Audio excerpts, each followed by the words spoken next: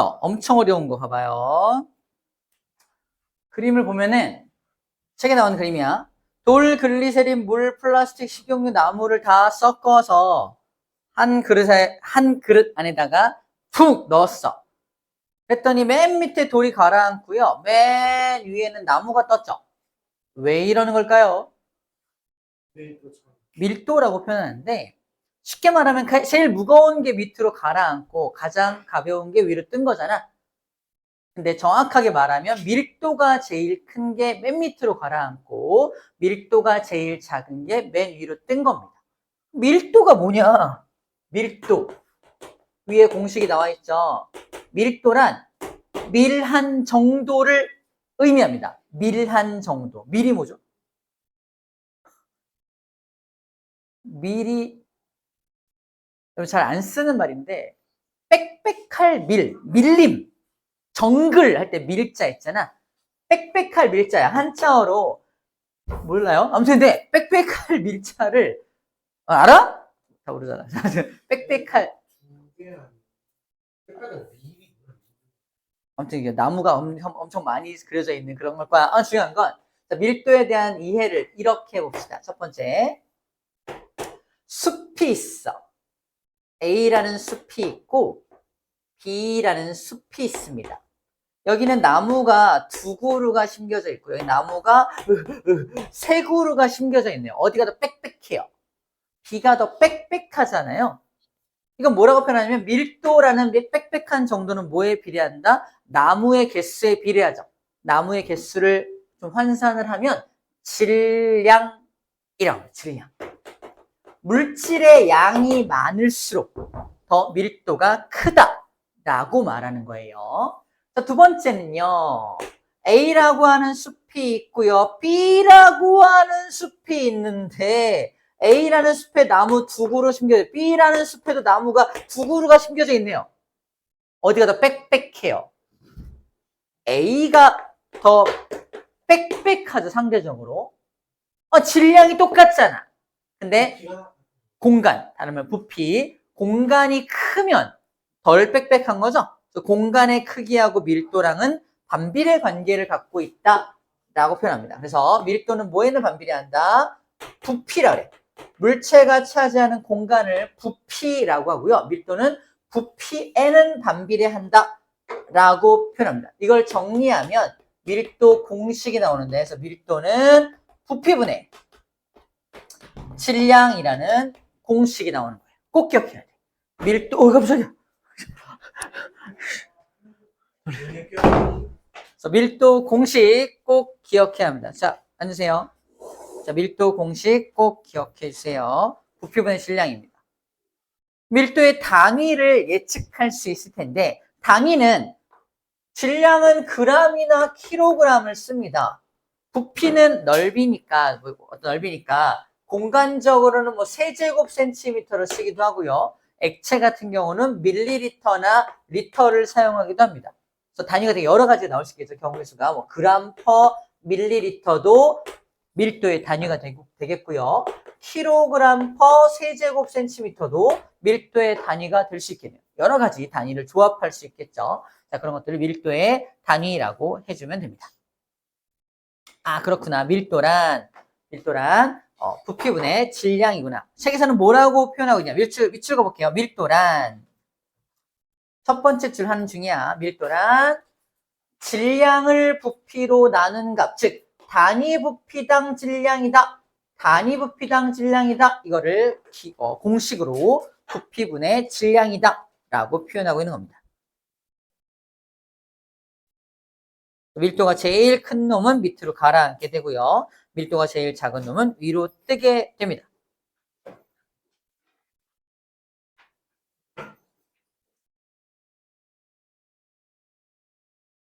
자, 그러면 이제 밀도를 한번 재볼게요. 예를 들어서 여기 있는 식용유의 밀도를 재고 싶어. 어떻게 재면 돼요? 식용유의 질량을 재고요. 식용유의 부피를 재면 되겠죠? 그죠? 질량을 재는 건 여러 가지 도구가 있죠. 윗접시, 저울, 양팔, 저울 같은 질량을 재는 도구가 있을 것이고요. 부피는 뭐로 잽니까? 크게 여기 2번에 나와 있는 거예요. 눈금 실린더라고 하는 실린더를 이용해서 부피를 재게 됩니다. 부피 따로 재고 질량 따로 잰 다음에 부피분의 질량을 하게 되면은 밀도가 얼마인지를 구할 수 있겠죠. 근데 액체의 부피를 잴 때 액체는 특이하게 액체는 벽에 달라붙으려는 성질이 있어요. 액체를 만약에 쌤이 여기다가 이 유리에다가 물을 뿌려 어떻게 돼요? 땅땅땅 달라붙다가 더 많이 뿌리면 쭉 흘러내리죠. 달라붙으려는 성질 때문에 이 유리관 안에 시험관 안에 집어넣더라도 양쪽에 막 달라붙으려고 하는 성질이 있어요. 보이나요? 그래서 읽을 때 어떻게 읽는다? 달라붙은 건 무시합니다. 무시하고 수평 구간을 읽어주는 거예요. 달라붙었으니까 붙은 끝을 읽으면 안 된다는 뜻이야. 이해되죠? 이렇게 됩니다. 끝을 읽지 않고 여기를 읽어주는 거예요. 저희가 30이고 사실 이게 35가 되겠죠. 35, 34가 안 된 33.5라고 딱 맞네. 33.5라고 읽어주면 됩니다. 만약에 위에 올라온 걸 읽어주면은 34.5가 돼요. 우리가 1mm나 차이 납니다. 올라온 거 읽지 말고요. 밑에 있는 수평 구간을 읽어주어야 하는 거야. 부착력에 대한 건 좀 고려하지 않고 수평 구간을 읽어주는 게 주요합니다. 아시겠죠? 그렇게 부피를 좀 잴 때 요 기구 사용법까지 함께 익혀주면 되겠습니다. 자, 그 다음 그래프를 보는 방법인데요. 그래프를 보는 방법인데 X축과 Y축을 잘 봐봐. X축에 뭐라고 써있어? 부피. Y축에 뭐라고 써있어? 질량. 그러면 요 기울기가 X분의 Y가 기울기의 정의거든요. 이거분의 이게 기울기잖아. 그래서 X가 뭐야? 부피네요. Y가 뭐야? 질량이네요. 그럼 기울기가 부피분의 질량이니까 기울기가 뭐야? 밀도입니다. 밀도. 기울기가 밀도네. 자, 부피 질량 그래프에서 기울기가 밀도니까 이제 딱 그냥 보는 순간 기울기 겁나 큰 게 누구야? A, B가 제일 크죠? A, B는 기울기가 어때요? 같죠? 일단 A, B, C 중에 밀도가 제일 큰 건 누굽니까? A, B입니다. A, B가 밀도가 같아요? 달라요? 같아요. 그러면 같은 물질이야. 밀도가 똑같으면 같은 물질입니다. 밀도는 물질의 특성이기 때문에 뭐기 때문에? 물질의 특성이기 때문에 밀도가 똑같아? 같은 물질이네 라고 하는 거야. 물질의 고유한 특성이기 때문에. 그래서 A, B는 같은 물질이고 C는 밀도가 작죠. 그럼 A, B, C를 다 합쳐놓으면 누가 위로 뜬다? C가 위로 뜨겠네요. A, B는 밑에 가라앉고 그죠? 누가 뜨는지도 알 수 있겠네요. 정확한 밀도 값도 알 수 있어. 뭘 구하면? 기울기를 구하면. 구해볼까요? C는 밀도 얼마야? 20분의 10, 20분의 10이니까 2분의 1 되죠? 0.5가 나오네요. 그쵸?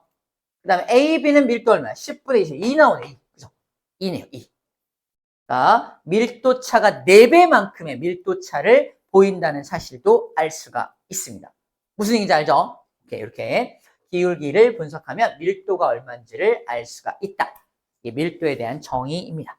우리 어려운 거를 좀 먼저 하는 중이라서 밀도 얘기를 좀 먼저 했어요. 나머지는 되게 쉽습니다. 자, 이제 아르키메데스 얘기를 좀 해볼게요. 아르키메데스.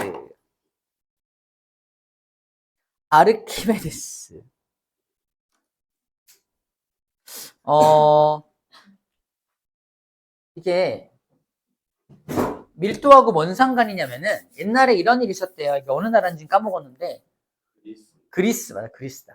그리스에 왕이 있었는데 왕관을 이제 금으로 만든 왕관을 쓰고 있었거든. 근데 이제 금으로 만든 왕관을 교체를 할 필요가 있었나? 다른 왕관을, 새 왕관을 이제 만들기 위해서 왕관을 만드는 사람을 불렀어요. 쌤 같은 사람 부른 거야. 되게 착하게 생긴 사람을 불렀어. 이렇게 자네라만 믿을만 하겠구만. 내가 금덩어리를 이만큼 한 1kg이라 할게요. 1kg에 해당하는, 너무 작나? 1kg면 좀 작나? 2kg? 10kg?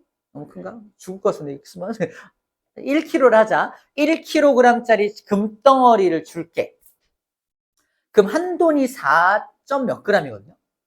1kg이면은 쉽게 말해서 엄청나게 25돈이면 얼마야? 금액이 얼마야? 한 돈에 50만 원 잡으면 1200만 원? 아무튼 요만한 왕관치고는 싸네요. 아무튼 그래서 1kg짜리 금덩어리를 준 다음에 이 금덩어리를 이용해서 왕관을 만들어주게 라고 한 거예요. 착하게 생긴 그 금 세공이는 사실은 사기꾼이었어. 그래서 금 반을 뜯어서 자기가 쓰고 나머지를 그 무게를 1kg이니까 무게를 다른 금속으로 무게를 맞춘 다음에 적절히 섞어갖고 왕관을 띵 만든 거야. 다 만들었습니다. 오! 아주 멋지게 생겼구만. 그죠? 질량을 재보자! 딱 1kg 딱 나오는 거야. 오! 제대로 내가 준 그대로 다 썼구만. 하고 속은 거죠. 그죠? 근데 아무리 봐도 막 색깔이 조금 이상하고 막 의심이 들어서 누굴 불렀다?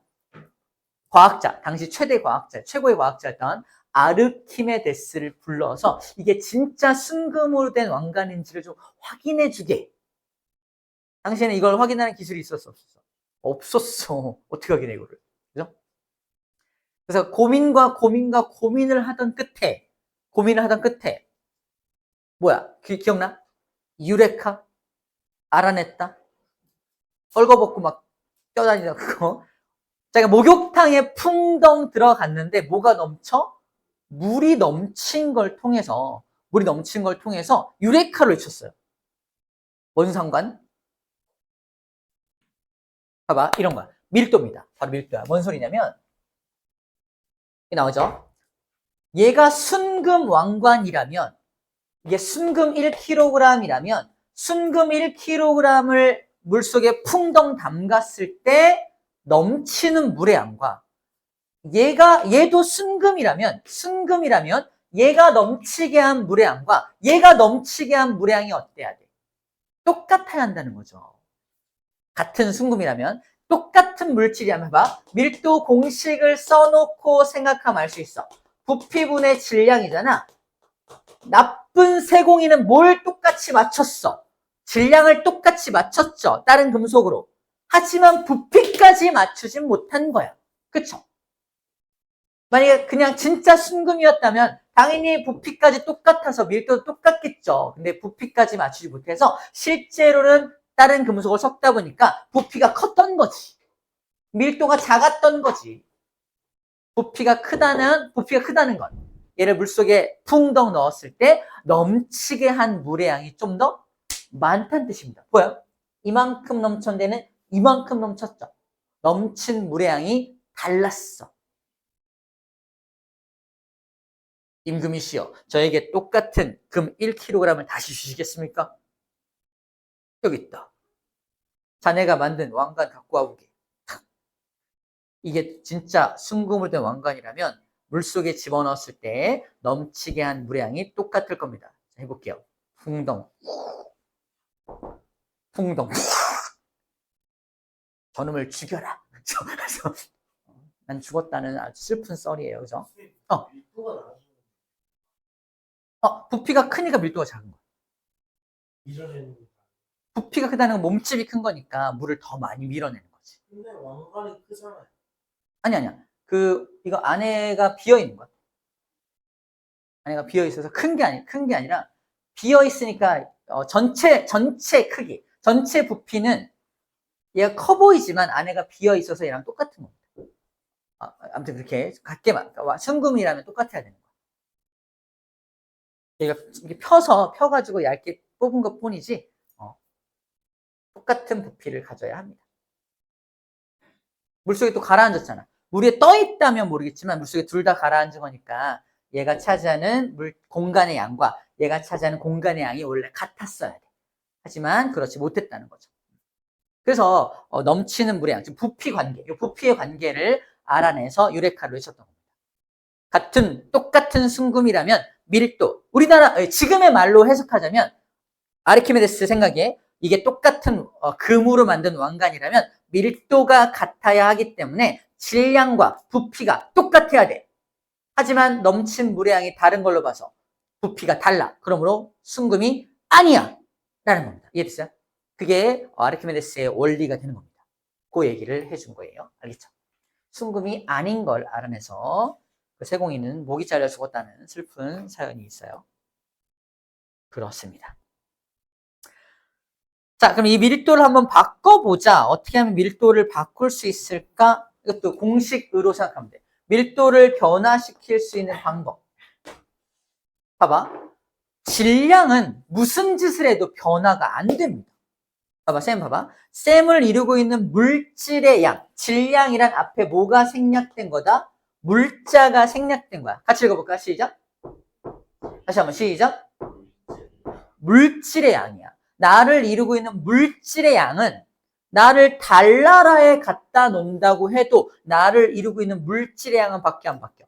그래서 질량이란 물질 고유의 양으로서 장소가 변하더라도 변하지 않는 고유한 값이다라고 처음 질량 배울 때 배웠던 거예요. 그러면 밀도를 변화시키려면 질량을 변화시키는 방법은 없어. 그죠? 뭘 변화시켜야 돼? 부피가 변하면 밀도가 달라지는 거야. 어떤 물체의 부피를 변화시킬 수 있다면 밀도를 변화시킬 수도 있겠네. 어떤 기체가 이만큼 모여 있어요. 풍선 속에 기체가 이만큼 모여 있고 기체 분자가 6개가 들어있네. 기체 분자가 차지하고 있는 질량은 하나당 1g이라고 쳐보자. 6g이란 질량을 차지하고 있겠죠. 이걸 변화시킬 수는 없어요. 그죠? 어떻게 하면 이 밀도를 더 작게 할 수 있을까? 부피를 크게 하면 밀도를 작게 하게 해서 띄울 수 있을 거 아니야. 그죠? 그럼 부피를 크게 하는 방법은요. 얘한테 열을 가하는 거야. 열을 가하면 이게 풍선이 커집니다. 그죠? 이게 열기구의 원리잖아. 열기구에 공기 갖다 놓고 밑에 훅 가려면 부피가 훅 커지면서 열기구가 이만해지면서 떠오르잖아요. 그죠? 다들 타보지 않았나? 나만 타봤나? 쌤도 안 타봤어요? 아무튼 그래서 열기구의 원리가 바로 이 원리가 되는 거예요. 질량을 변화시킬 수 없으니까 열을 공급해서 부피를 키워서 밀도를 작게 해. 밀도를 작게 한다는 건 좀 쉬운 말로 가볍게 만드는 거니까 위로 뜨게 되는 겁니다. 그래서 열기구가 위로 뜨게 되는 거예요. 여기 나와 있죠? 첫 번째, 밀도를 변화시키려면은 온도가 높아지면 부피가 증가해서 밀도가 감소된다라는 이 얘기를 지금 이해한 겁니다. 아, 저렇게 하면 밀도를 변화시킬 수가 있겠네. 두 번째, 압력을 높여볼게요. 풍선을 생각해봐. 풍선이 이렇게 있는데 밖에서 얘를 누르는 압력을 높여요. 꽉 눌러. 어떻게 돼요? 조그매질 거 아니야. 풍선의 크기가 작아져. 풍선의 크기가 작아진다고 해서 질량이 변하는 건 아니라니까. 여기는 6개의 분자가 도망가는 건 아니잖아. 근데 공간이 작아지니까 부피가 어떻게 돼? 작아지죠. 밀도는 커지네요. 그래서 밀도가 증가한다라고 쓰여져 있는 겁니다. 다시 말해서 밀도가 쉽게 변할 수 있는 건 이런 기체들은 밀도가 되게 쉽게 변해. 온도가 변해도 밀도 변하고요. 압력이 변해도 밀도가 변하네. 막 변해. 엄청 잘 변해. 그래서 기체의 밀도를 표현할 때는 어느 온도에서 어느 압력에서 측정한 밀도인지를 표시해 주어야 한다라고 써 있는 겁니다. 체크하세요. 별표 치세요. 그래서 기체의 밀도를 표시할 때는 온도, 압력과 함께 표시를 꼭 해주어야 합니다. 아, 기체는 되게 민감해. 온도에도 민감하고 압력에도 민감해서 몇 도에서 측정한 밀도인지, 몇 압력 얼마에서 측정한 밀도인지를 꼭 함께 써줘야 돼. 이 뜻입니다. 근데 고체나 액체 같은 경우는 부피가 잘 변하나요? 이 책이 있어. 내가 압력을 겁나 막 세게 가하면 부피가 막 줄어들고 막 그래? 잘 안 그러잖아. 그래서 고체나 액체 같은 경우는 온도나 압력에 의해서 부피가 잘 변하지 않기 때문에 밀도 변화가 거의 없다고 써 있는 거야. 체크할까요? 고체나 액체 같은 경우는 압력의 영향은 거의 받지 않는다. 그리고 온도가 높아지면 살짝 증가한다고 하네요. 이거 약간 열팽창인가 봐. 온도에 의해서는 아주 살짝 증가하니까 밀도가 살짝 변하네요. 질문 아니야? 고체나 액체한테 열을 공급하면 살짝 부피가 커진다고 보고 있네요. 살짝 크기가 증가하니까 밀도가 살짝 감소된다라고 써져 있습니다. 이런 예야. 철길이 이렇게 쭉 있는데 여름에는 철길이 열팽창을 해서 틈이 좁아져. 그래서 여름에 기차 소리가 철컥철컥 소리가 많이 안 나는데 겨울에는 열로 인해 수축해서 틈이 벌어져. 그래서 겨울에 열차를 타면 졸컹 졸컹 기차 소리가 더 크게 들리는 이유가 열팽창과 관련된 거거든요. 아마 그 열팽창에 대한 내용을 살짝 써주고 있는 겁니다. 그럼 고체나 액체도 온도에 의해서는 밀도가 살짝 바뀔 수 있겠네라고 인식해주면 되겠네요.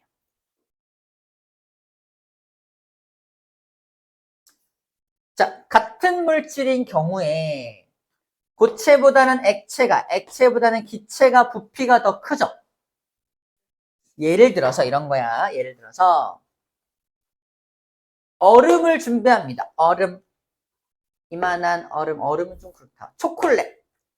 이만한 초콜릿 하나를 준비할게요. 초콜릿을 액체로 만들면 더 커지는 거 알아요? 녹았으니까. 분자 간의 거리가 멀어졌으니까. 얘를 기체로 만들면 더 커지는 거 알아요?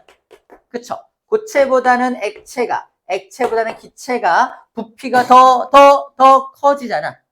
하지만 여기를 이루고 있는 입자의 개수는 하나, 둘, 셋, 넷, 다 6개라고 쳐본다면 이 초콜릿을 이루는 입자가 6개라면 여기도 6개가 들어있어요. 여기도 6개가 들어있겠죠. 즉 상태가 변하더라도 질량은 바뀌어 안 바뀌어? 질량은 안 바뀌어. 대신에 상태가 변하면서 부피가 커진다면 밀도는 작아지겠죠. 그래서 부피가 커지면 밀도가 점점 작아져서 고체보다는 액체가 밀도가 작고 액체보다는 기체가 밀도가 작다. 그래서 기체가 위로 뜨는 거야. 밀도가 작아서 점점 위로 떠 올라가는 거예요. 그 얘기입니다. 그래서 밀도는 기체가 제일 작아. 이 얘기를 해주고 있는 거야. 근데 얼음은 예외입니다. 일반적인 물질은 이러한 형태를 보이는데 얼음 같은 경우, 물 같은 경우는 좀 달라요. 고체가 부피가 더 크고요. 이따만한 고체를 녹이면 쪼개매죠. 어떤 예를 볼 수 있어요? 페트병에다가 물을 가득 채운 다음에 꽝꽝 얼려봐. 어떻게 돼요? 빵빵해집니다. 엄마한테 많이 혼나는 방법도 있어요. 유리병에다 물을 가득 채운 다음에 얼려. 깨집니다. 봐봐. 이렇게 깨져나와요. 부피가 팽창하면서, 즉 액체가 고체가 되면 오히려 부피가 커진다라고 지금 말하는 중이에요. 다른 건 다르죠. 아니 아까 초콜릿 같은 경우는 액체를 고체로 만들면 작아지잖아. 근데 물만 예외적으로 부피가 더 커집니다. 물은 얼면서 육각형의 모양을 만들거든요. 우리 저번에 했던 거 아닌가? 그죠? 물은 얼면서 육각형 모양을 만들기 때문에 부피가 더 커진다는 거. 그래서 예외적으로 물에 대한 부분은 예외다라고 적혀 있는 거. 시험 문제 꼭 나오겠죠? 꼭 나옵니다. 모든 물질은 상태가 액체, 기체로 갈수록 부피가 커지니까 밀도가 작아진다. 아닌 것도 있거든?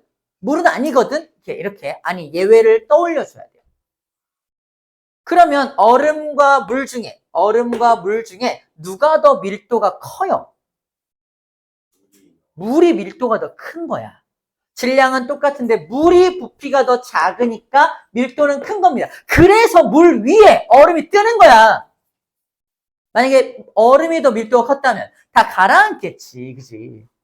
물 위에 얼음이 뜨는 이유에 대해서 소개하고 있는 겁니다. 당연히 얘를 수증기로 만들면 겁나 커지겠죠. 수증기는 예외 없이 돌아가지만 물과 얼음 사이에 예외 구간이 존재한다라고 지금 이야기하는 중입니다. 됐죠? 조금만 더 하면 쉴 수 있다. 이제 봐봐요. 자, 그다음 혼합물의 밀도입니다. 자, 지금 달걀을 물속에다가 풍덩 넣어놨어. 달걀이 물 밑에 으르르 가라앉아. 누가 더 밀도가 큰 거야? 달걀이야, 물이야? 달걀이 밀도가 크니까 밑으로 가라앉은 거다? 달걀을 띄울 수 있는 방법이 있어요. 어떻게 하면 돼요? 두 가지 방법이 있어. 그냥 이대로, 잘 봐. 특이한 방법이야. 그냥 이대로 2달 동안 놔둬. 달걀이 썩어요. 썩으면서 기체가 발생하면서 뜹니다. 저절로 띄울 수 있죠. 2달 기다리는데. 근데 빨리 뜨게 하고 싶어. 어떻게 하면 돼? 소금을 탑니다. 물에다가. 물을 소금물로 만들면 소금이 들어가면서 점점 봐봐. 부피는 비슷한데 이 물이 소금이 들어감으로 해서 질량이 점점 증가하잖아. 질량이 점점 증가하니까 밀도가 커지겠네. 이 달걀보다도 밀도가 커지면, 소금물의 밀도가 커지면 달걀을 띄우겠죠. 소금을 타면 탈수록 달걀이 둥둥둥둥 떠오르는 걸 확인할 수 있게 됩니다. 아하, 그렇구나. 자, 일상생활에서 밀도와 관련된 내용입니다. 자, 지금 1번, 2번 끝났고요. 3번 하는 중이야. 3번. 어려운 건 다 했어요. 용해도는 좀 이따 어려운 거고, 요 파트에서 어려운 건 다 했습니다. 구명조끼 입으면 안 가라앉아요. 왜 그러죠? 밀도 공식을 써놓고 생각하면 돼요. 항상. 구명조끼 입으면 왜 안 가라앉지? 밀도란 부피분의 질량인데 구명조끼를 입는다고 해서 내 질량이 감소되는 건 아니죠. 질량은 거의 비슷해. 물론 구명조끼 때문에 살짝 증가할 수 있겠죠. 하지만 부피는 더 증가해. 이만해지니까. 밀도가 작아지니까 물 위에 둥둥 떠 있는 거예요. 튜브도 마찬가지야. 배도 마찬가지야. 다 비슷합니다. 뭔가 부피를 엄청 키울 수 있는 장치를 내 몸에 장착한다는 건 나를 뜨게 만들겠다는 겁니다. 반대로 밀도를 크게 해서 밑으로 쭉 내려가야 될 필요가 있는 잠수부들은 어떻게 할까? 잠수부들은. 튜브를 끼고 잠수하면 안 되겠죠. 어떻게 한다? 책에 나와 있듯이 납덩어리를 몸에 달아. 아주 무거운 납덩어리를 달아서 자기 질량을 겁나 증가시켜서 밀도를 크게 해서 밑으로 쭉 내려가는 겁니다. 이렇게 진행을 해요. 그 다음에 헬륨 풍선은 위로 뜨고요. 그죠? 그 다음에 내가 이산화탄소 날숨으로 후후 분 건 밑으로 가라앉아요. 그 봐봐. 풍선, 똑같은 풍선이 있을 때 헬륨을 채우면 봐봐. 풍선, 헬륨으로 채운 풍선, 날숨으로 채운 풍선, 부피가 똑같다면 헬륨 풍선은 겁나 가벼운 기체고요. 이산화탄소는 무거운 기체란 말이야. 그러면 이건 어떻게 돼요? 부피는 둘이 똑같아요. 그죠? 근데 헬륨 풍선은 질량이 작으니까 밀도가 작아져서 위로 뜨는 거고요. 이산화탄소를 채우면 질량이 커지니까 밀도도 커져서 밑으로 가라앉는 겁니다. 자, 여기 모두 다 이 밀도 공식을 가지고 설명할 수 있다라고 말하는 거야. 자, 4번 별표.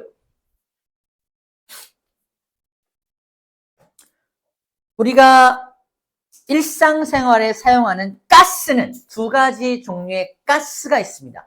우리 집에서 사용하는 건 LNG를 사용을 해요. LNG. LNG는 자, N을 기억해.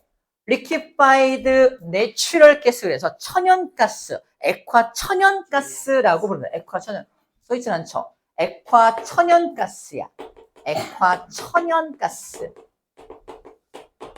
LPG는 뭐냐면 Liquefied Petrol Gas 그래서 석유가스예요. 액화 석유가스. 페트롤 가스, 석유가스인데 자 생각해봐. 야 천연이 가벼울 것 같아? 석유가 가벼울 것 같아? 천연이 가벼울 것 같죠? 암기법이야. 천연이 가벼우니까 LNG가 가벼워서 위로 뜹니다. LPG는 무거워서 밑으로 가라앉아요. 우리 집에 쓰는 가스가 LNG야. 만약에 누출됐어. 어디로 갈까? 위로 가겠죠. 그래서 가스 경보기가 위에 달려있는 거야. 우리 집은. 시골집 가면은 가스통 집에 갖다 놓고 옆에 갖다 놓고 거기서 공급받는 LPG를 쓰거든요. 시골집은 LNG가 못 들어가니까 LPG를 막 이만한 가스통을 갖다 놓고 쓰는 시골집들인데 거기 쓰는 건 LPG라서 가스 경보기를 어디다 설치해야 돼? 바닥에다 설치해야 됩니다. 누출되면 내려가니까. 자, LPG, LNG 암기법이야. LNG는 내추럴, 천연, 페트롤.